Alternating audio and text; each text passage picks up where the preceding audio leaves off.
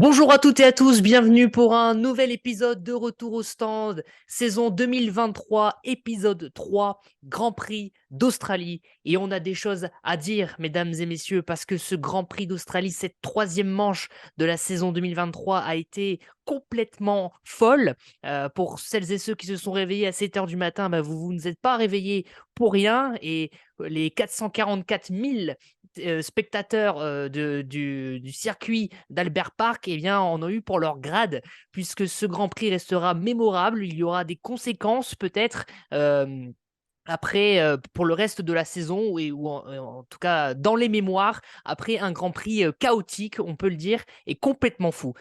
Pour débriefer avec moi ce Grand Prix, mon acolyte de toujours, Clément Bigois. Bonsoir, bonjour Clément, comment vas-tu? Est-ce que tu t'es remis de tes émotions?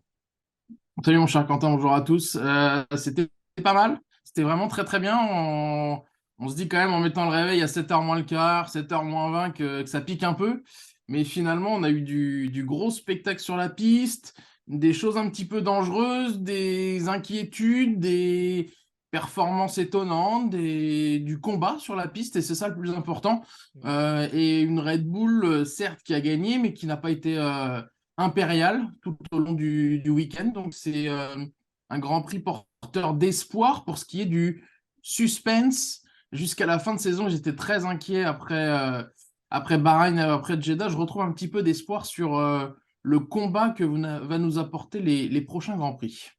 Ouais, surtout qu'au niveau du classement pilote, pour l'instant, bon, ça reste encore raisonnable, hein. L'avance de Verstappen n'est pas encore très large. Donc voilà. Et puis, on a vu également, et on le redira dans notre partie consacrée à Verstappen notamment, qu'il est capable de nous faire des petites erreurs par-ci par-là, des erreurs de concentration. Première partie de notre podcast, on s'intéressera donc aux trois pilotes présents sur le podium, Verstappen, Hamilton, Alonso, un podium de champions du monde, 11 championnats du monde réunis sur ce podium de Melbourne. Dans une deuxième partie, on évoquera, et c'est un peu original, mais les vainqueurs et les perdants de ce Grand Prix d'Australie qui fut mémorable et qui est plein de conséquences. Et puis dans une troisième et dernière partie, nos tops et nos flops, bien entendu. Allez Clément, on démarre avec notre première partie. Verstappen. Verstappen a signé ce samedi la 22e pole de sa carrière. Il a remporté son 37e succès en Formule 1 ce matin. Une victoire, je dirais pas très facile, mais une victoire finalement acquise avec sérénité, puisqu'à un moment donné, il avait 10 secondes d'avance sur Hamilton, certes, mais au départ, il s'est fait surprendre par les Mercedes, par les deux Mercedes de George Russell et Lewis Hamilton. On a vu qu'il était capable d'aller à la faute alors qu'il avait son avance confortable. Donc c'est une victoire, certes. Il n'a pas tremblé, entre guillemets, mais attention quand même. Ouais, on retiendra de sa course qu'il a quand même été devant. Il a fallu quand même pianoter. Je pense qu'il y a eu une crainte aussi de voir les problèmes revenir. On sait que son coéquipier, Sergio Pérez, a eu des problèmes de frein. Il est parti des stands. Il a tout simplement été 20e sur la grille samedi. Donc, ça a été compliqué. Ça a été vraiment compliqué pour lui du début à la fin. C'est peut-être la crainte qu'il y a eu ce week-end de, d'avoir la fiabilité qui n'était pas au rendez-vous, mais finalement, voilà, après s'être débarrassé facilement quand même quand on l'a vu dépasser et Hamilton et Russell, bon, voilà, le rythme était nettement supérieur, hein. On sait que cette Red Bull a 5 6 7 dixièmes de plus au tour, donc il a pu contrôler. Pour la déconcentration, oui, on va dire ça comme ça. C'est une erreur qui peut arriver, mais qui aurait pu être lourde de conséquences, hein, parce qu'il était quand même pas loin de faire un 360. Et dans ce cas-là, les 11 secondes auraient pu être vite perdues. Quand on sait la fin de Grand Prix complètement folle qui nous a été donnée de voir, ça aurait pu avoir des plus grosses conséquences. Néanmoins, voilà, de mémoire, il s'impose pour la première fois sur ce circuit.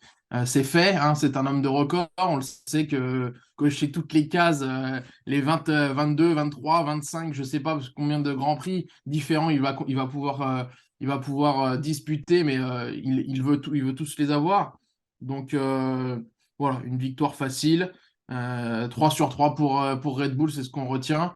Désormais, on va à Bakou avec le statut de grand favori et une course sprint en plus à disputer. Effectivement, il y aura encore plus de points à prendre durant le prochain week-end. Et Max Verstappen, qui du coup a 15 points d'avance sur son coéquipier Sergio Pérez au classement des pilotes. C'est une avance voilà, tout à fait raisonnable en ce début de saison. Il n'a pas encore plié le match parce que beaucoup avaient dit après le premier Grand Prix qu'il pourrait y avoir une avance plus considérable. Mais pour l'instant, on a un classement assez resserré, je dirais, pour ce qui est de la deuxième et entre la deuxième et la cinquième place. Ouais, il n'était Euh, pas loin du week-end parfait finalement, parce qu'il n'y a que les essais libres 2 qu'il ne remporte pas. ouais. C'était Fernando Alonso. Le meilleur tour a été fait par Sergio Pérez qui, lui, a effectué une remontée folle des stands jusqu'à la cinquième place. Voilà, il n'y a pas grand-chose encore une fois, à redire, si ce n'est que cette voiture est très rapide, mais comme les autres, on va en parler. Ferrari, Mercedes, il peut y avoir des petits soucis, on le sait en début de saison, Mm. et c'est une donnée à prendre en compte pour la suite. Exactement. On passe à Lewis Hamilton, premier podium cette saison. Hamilton, voilà, qui à l'image du week-end de Mercedes, observe un net regain de forme, une voiture qui fonctionne, qui est capable d'aller chercher le podium, d'être compétitif pour le podium. Mercedes dans le rythme, on connaît les déboires de son coéquipier aujourd'hui, mais Hamilton, il a fait la course qu'il fallait. Il a été longtemps deuxième derrière Max. Il a repoussé au niveau des chronos en se battant pour les meilleurs chronos sur un tour. Il a repoussé Alonso à travers ses chronos. Donc c'est une course très propre pour Hamilton et le podium pour Mercedes, ça fait du bien. Ouais, ça fait du bien. Après, je suis pas tellement d'accord sur le rythme. D'accord. On l'a vu que dès qu'il a été dépassé par Verstappen, il prenait plus d'une seconde au tour. Alors, on va dire que oui, c'est toujours la même chose, c'est que finalement Red Bull est au-dessus. Cependant, voilà, on sait que cette Mercedes, dans le peloton, elle a un petit peu de mal et on l'a vu. Elle était certes compétitive, mais elle était difficile à situer finalement face au Ferrari, face à la seule Ferrari de Carlos Sainz et face au Aston Martin. Et il est, même si voilà, il y a ce podium, bon, cette troisième place en qualif et cette deuxième place, cette course, elle est difficile à juger parce qu'il s'est retrouvé rapidement à 12 secondes. Donc Ah, mais est-ce voilà, qu'il alors, faut pour la comparer la Red confiance. Bull et la Mercedes? Parce qu'on sait que Red Bull est sur notre planète, justement. Ah oui, on peut pas. Voilà, est-ce qu'on. Non, on peut pas vraiment les comparer, mais on va les comparer aux Aston et aux Ferrari et aux Alpines aussi. Et là-dessus, j'ai du mal à situer Oui. sur ce Grand Prix-là une vraie hiérarchie finalement de ces quatre écuries qui vont se battre Mm. finalement pour les places de 2 à 5 au championnat constructeur. Néanmoins, il a touché du doigt une première victoire depuis la saison 2021. Il s'en sort bien, hein. On va répéter quand même que Max Verstappen et Lewis Hamilton ont bénéficié du drapeau rouge alors que Carlos Sainz et George Russell, mais aussi Esteban Ocon, se sont arrêtés avant le premier drapeau rouge. Euh, donc, euh, donc voilà, course chanceuse, mais il était dans le rythme aussi et il mérite complètement cette place sur le podium. Un week-end très compétitif de sa part et comme tu l'as dit tout à l'heure, un podium avec énormément de petites médailles d'or au-dessus de la tête. C'est vrai, on peut imaginer ça comme ça. Il y en a un qui est passé par toutes les émotions, qui était content, puis très en colère, et puis très content finalement. C'est Fernando Alonso qui termine une nouvelle fois sur le podium. C'est trois courses, trois podiums hein, pour l'Espagnol, pour le double champion du monde. Il a été lui aussi longtemps troisième. Alors lui, attention, parce que il a eu un train derrière lui avec euh, Carlos Sainz qui se rapprochait, Gasly et Lance Stroll qui se rapprochait de lui. Finalement, il est arrivé à les garder derrière lui, Fernando Alonso.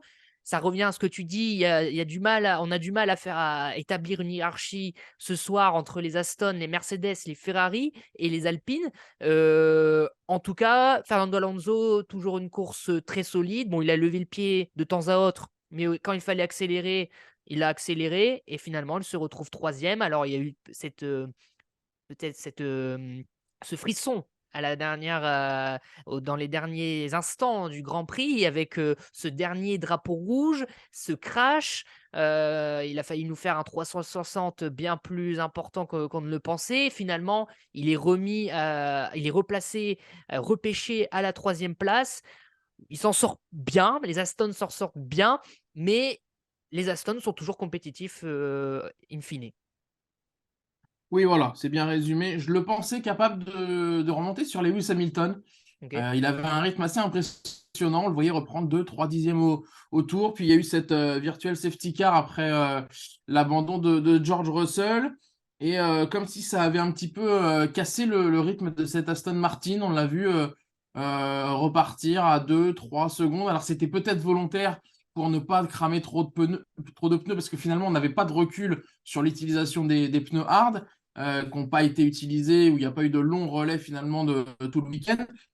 Moi, franchement, je pensais qu'on allait repiter aux alentours du 45 ou du 42e tour pour mettre ou des gommes jaunes ou des gommes rouges. Ça n'a pas été le cas et ça peut être une bonne surprise. En tout cas, les pneus Pirelli tiennent. Et Fernando Alonso s'est rapproché. Donc voilà, elle est très compétitive. Ils ont ce brin de chance qui leur permet même si c'est le règlement, d'être reclassés finalement 3 et 4 au lieu d'être 10 et 12. On aurait parlé d'un week-end un petit peu difficile, même si je considère que le week-end difficile d'Alpine est plutôt positif. On y reviendra. Mais Fernando Alonso, ça fait 99, 100, 101 pour ce qui est des podiums. Un week-end encore une fois très solide, très solide. Une quatrième place en qualification, mais tout était très bon là-dessus. Et on a une voiture, on voit même l'état-major d'Aston Martin qui est en confiance, qui est serein, qui a le sourire et qui finalement travaille bien. Et ça se répercute en piste, même si Lance Stroll est capable du meilleur comme du pire. Mais ça, Ah, il l'a encore c'est marqué prouvé. sur son CV depuis très longtemps. Ouais, c'est vrai. Une Red Bull au-dessus du lot, une Mercedes et une Aston, des Mercedes et des Aston très compétitives. C'est un peu le résumé de notre première partie et de ce podium, Verstappen, Hamilton et Alonso.